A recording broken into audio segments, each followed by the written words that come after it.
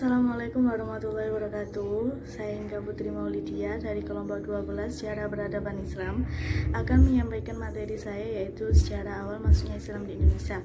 Pada tahun 30 Hijriah atau 651 Masehi, kurang lebih selama 20 tahun berselisih dari wafatnya Rasulullah, Khalifah Utsman mengirimkan delegasinya ke Cina untuk menyebarluaskan Daulah Islam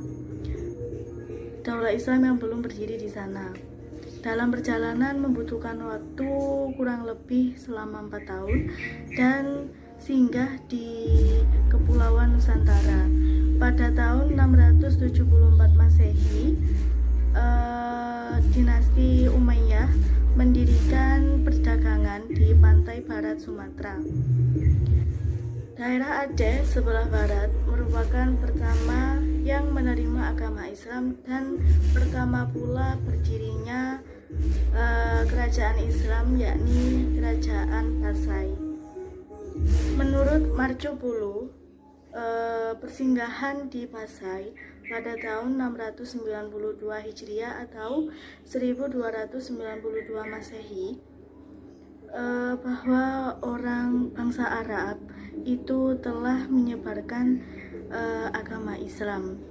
Sedangkan menurut Ibnu Battuta, pengembara dari Miribia yang singgah di Aceh pada tahun 764 Hijriah atau 1345 Masehi, bahwasanya di Aceh telah tersebar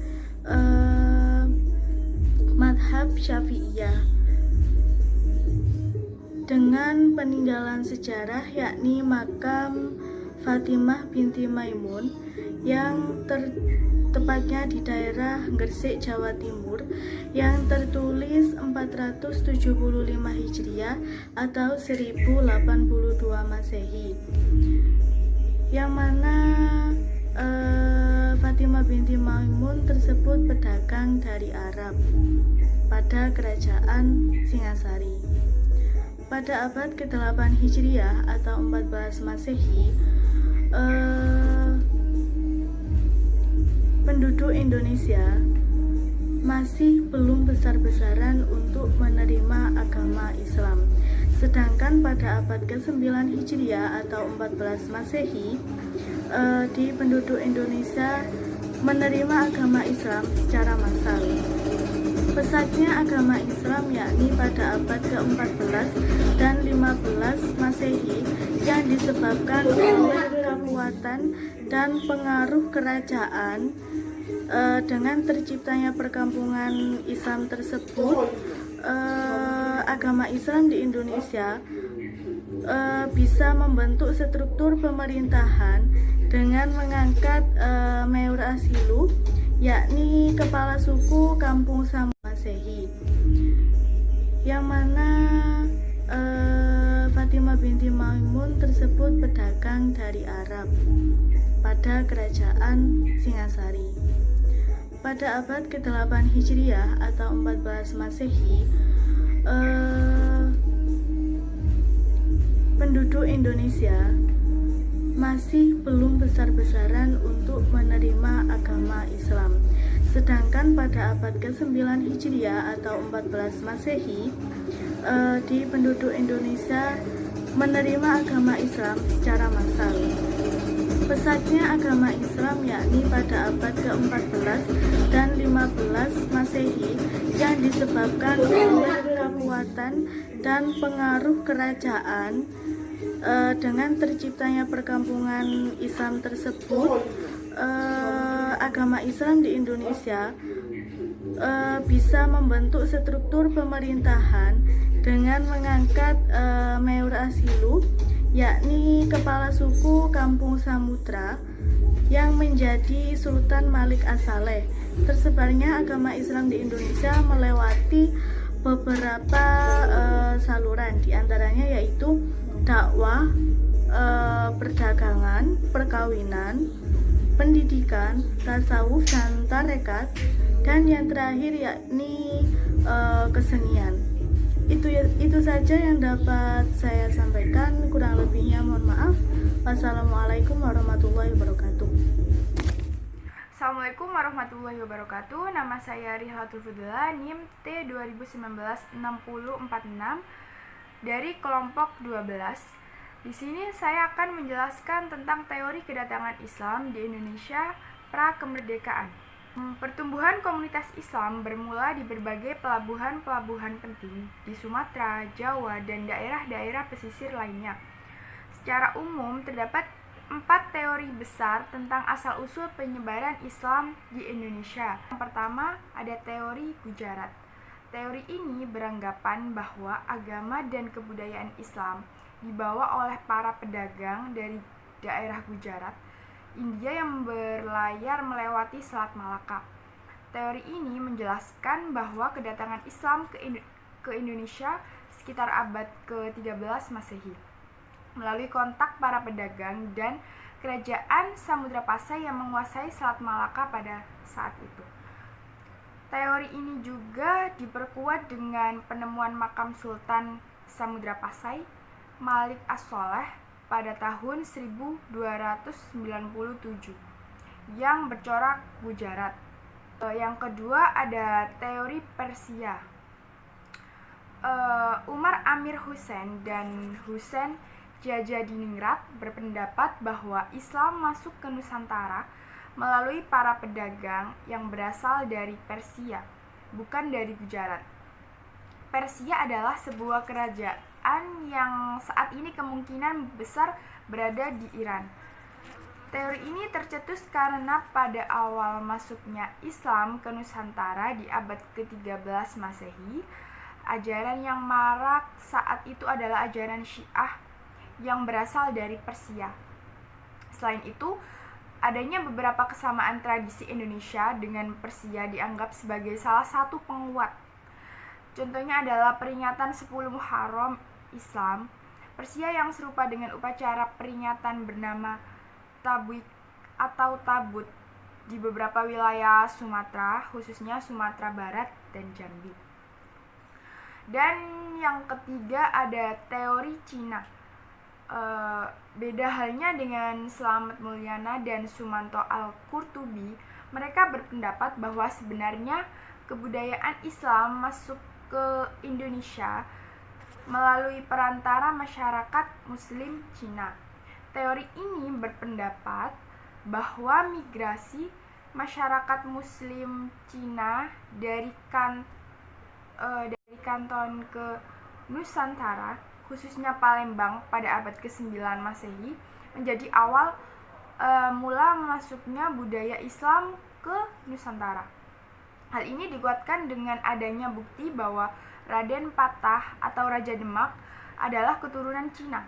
Penulisan gelar Raja-Raja Demak dengan istilah Cina dan catatan yang menyebutkan bahwa pedagang Cina lah yang pertama menduduki pelabuhan-pelabuhan di Nusantara.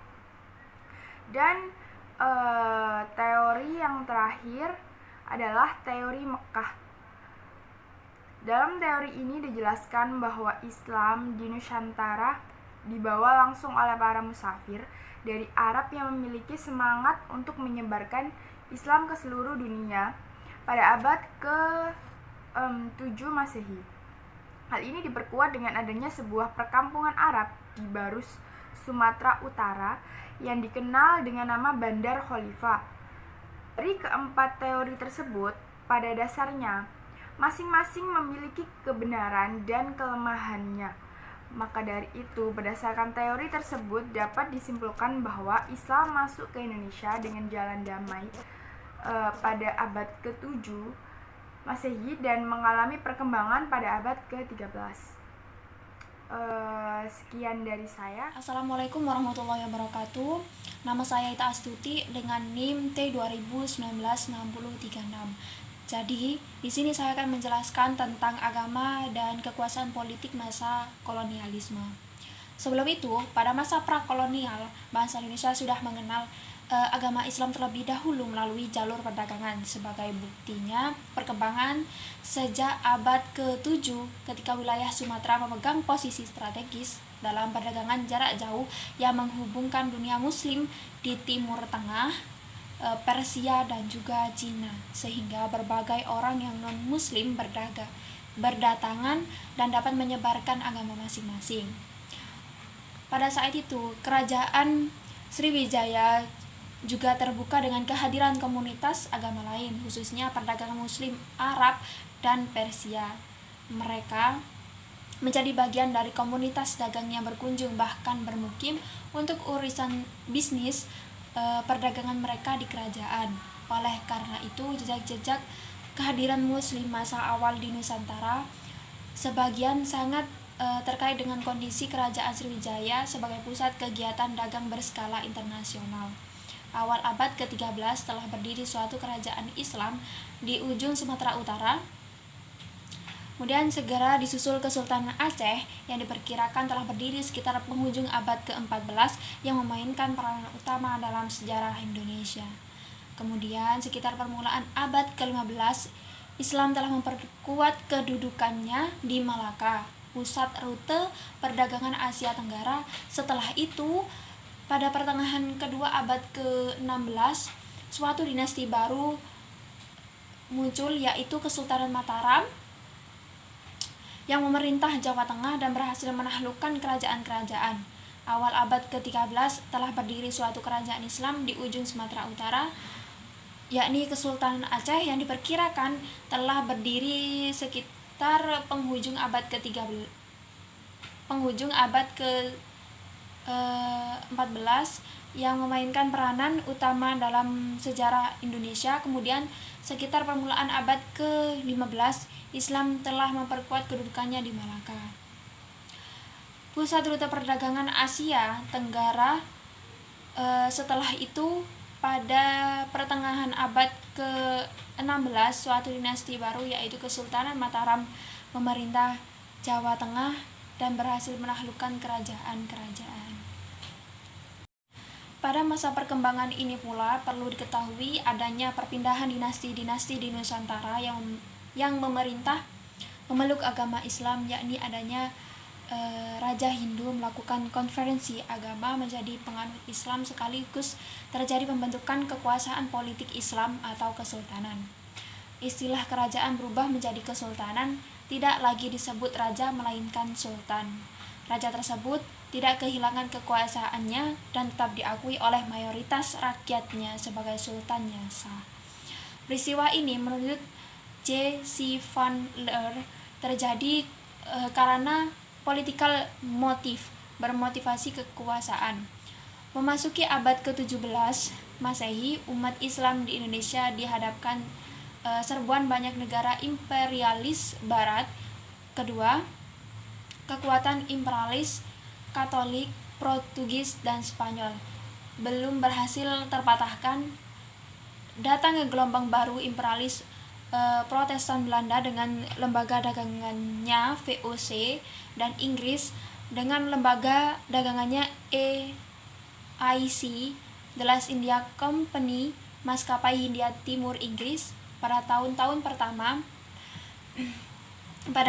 pertama setelah pembentukan VOC, hubungan antara mereka dengan penguasa-penguasa kerajaan di Nusantara boleh dikatakan dengan baik, karena orang-orang VOC sendiri sedang menghadapi saingan dengan orang-orang Portugis. Sebaliknya, beberapa kerajaan Islam waktu itu sedang melakukan reaksi bahwa ada di antaranya telah mengadakan beberapa perlawanan terhadap penetrasi politik Portugis pada tahun-tahun setelah J.P.